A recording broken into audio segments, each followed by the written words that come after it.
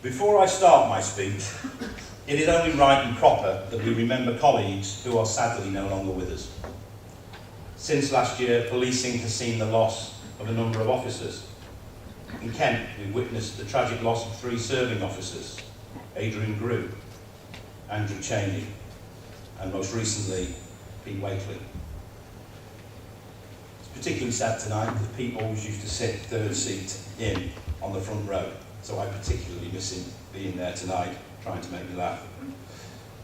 We have also lost 2 retired police officers who had continued working for Kent Police as PSEs post their retirement. Stephen and Bernie Flintoff. I know that many of you knew Bernie when he was in the force, and many when he worked in professional standards, a great guy. And Mick Toy, who I personally knew when I worked on the Rural. And our thoughts continue to be with their families, their friends and colleagues. Let us stand, united as the police family, for a few moments of quiet reflection as we remember all our colleagues who have passed away since last we met. Thank you.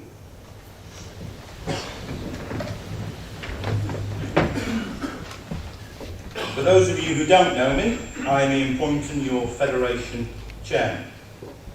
Before I continue, I have a message to read from the National Chairman. I don't know whether you've been watching the news today, and the Andrew Mitchell case, and he has a few words he would like me to read out. We won.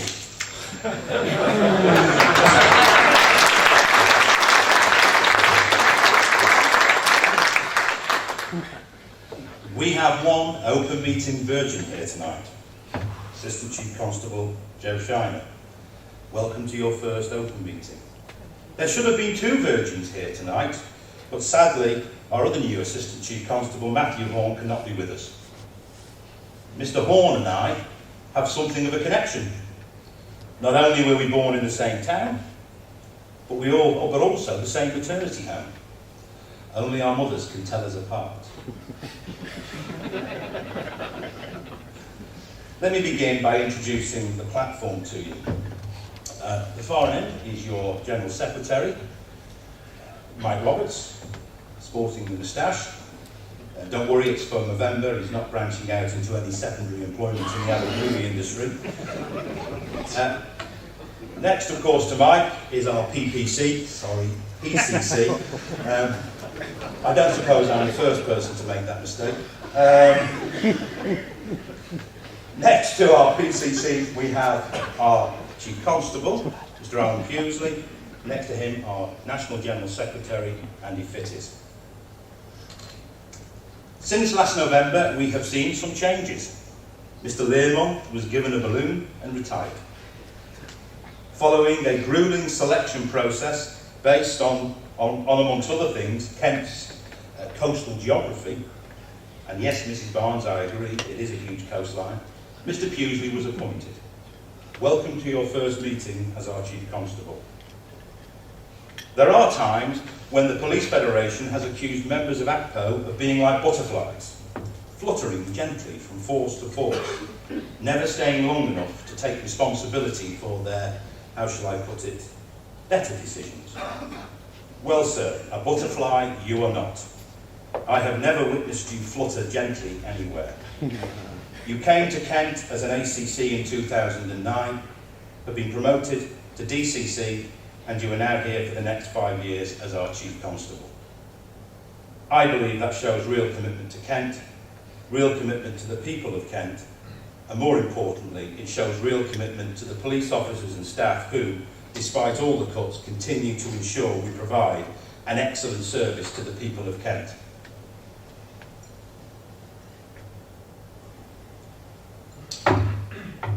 Mrs. Barnes, last year you addressed our open meeting. Putting it mildly, the feedback was not great. You stated you were going to be open and honest with us.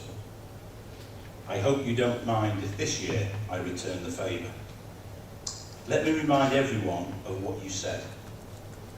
You told officers that they were their own worst enemy for being inward-looking and suspicious. You exhorted them to let in the light and open the doors. You told them to have a positive relationship with the media.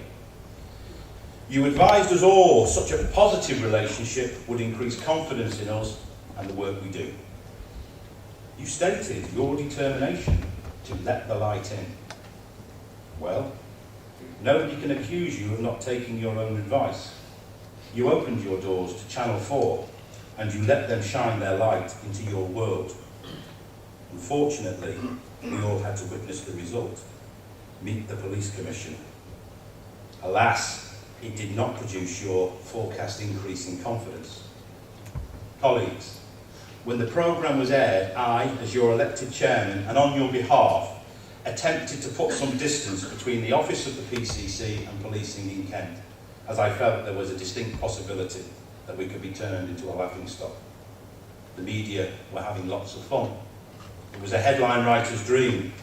I took great care to reassure the people of Kent, and in fairness, the rest of the English-speaking world, about who was in charge of operational policing in Kent, the Chief Constable. You know, the world is full of great unexplained mysteries. Is there life on other planets? What does happen in the Bermuda Triangle? Does Nessie really exist? And why is my suitcase always the last one to appear on the baggage carousel? There is, however, one mystery greater than all these. Mrs. Barnes, tonight, will you please explain the meaning of the onion? But enough of all that, or I'll be on the naughty chair, or worse, given a detention. There was, however, one positive within the show. Mrs. Barnes, you tried to increase the precept beyond the government cap to provide extra resources for Kent Police.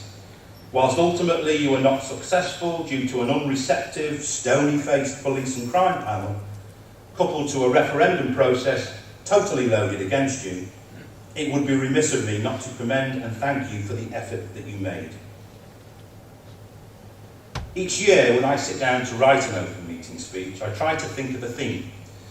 Those of you who have been here before will recall the topics I have covered. Performance, numeric targets, cuts, and morale, to name a few. Over the years, it is fair to say that my speech has often been written against a backdrop of chief officers not listening, against a backdrop of gatekeepers keen to block what they see as uncomfortable messages, too often in the past against a backdrop of blind denial. Chief Constable, I am pleased to say that a lack of listening is not an accusation that can be levelled at you. You have listened and continue to do so. For that, we thank you. I know that you appreciate the benefits of open, honest and constructive dialogue. Last year, we were a few months into our culture change programme. We were a few months into the abandonment of numeric targets. Another 12 months down the road, these targets have vanished. The performance culture of Kent Police has changed. The culture of performing has not. Importantly, the change of culture within Kent Police has gone far beyond the abandonment of numeric targets. Having been your chairman for over 12 years, I can say the relationship between the Federation and chief officers has never been better. Do we have our differences? Of course we do. But importantly, we talk and can invariably reach a compromise. There is an openness that we welcome wholeheartedly. And that openness extends beyond this relationship. With chief officers going out onto division to speak directly with officers. When the new model was launched in June, it became very clear at an early stage that slip shifts were not working. We relayed that to the chief officers, as did you as officers, your supervisors, managers. In the past, I know the response would have been, we'll carry on and review it in 6 months. We'd have left officers struggling to cope. This time, the shift pattern was altered very quickly, within weeks. Sir, this is a prime example of you listening to police officers, whether that is directly or through their staff association. It's a prime example of our changed culture. There is one theme tonight, and I doubt it's a surprise to anyone: demand reduction. So, Chief Constable, I ask you, please listen once again. Over the last 4 years, we have seen 500 police officers and 700 staff leave Kent Police. At the recent party conferences, the Conservatives promised another £25 billion worth of cuts if re-elected, whilst Labour promised to stop the loss of a further 1,000 police officers. That's 23 officers per force. Frankly, that's like asking the crew of the Titanic to start bailing her out with a net cut. Her Majesty's Inspectorate of Constabulary has an equally gloomy forecast. Whatever you cut in the first round, they'll be ready to cut the same again. So potentially, that's at least another 500 officers gone. That would take us down to, at best, 2,700 police officers, 150 below what we had in 1985. You don't need me to remind you how the world has changed, how demand has increased. If the HMIC prediction is true, then I fear we will be reduced to little more than a fire brigade service, responding to emergencies. No capacity for proactive policing. No capacity to target those prolific criminals who make so many people's lives a misery. Whatever the reality of all these forecasts, we can clearly do nothing to increase the supply of either police officers or staff. So we need to address demand. We must maintain an ability to deal with serious and organised crime, and at the same time try to remain in touch with the communities we serve. If we cannot do these, then we will no longer be able to discharge all the duties of the proud office that we hold.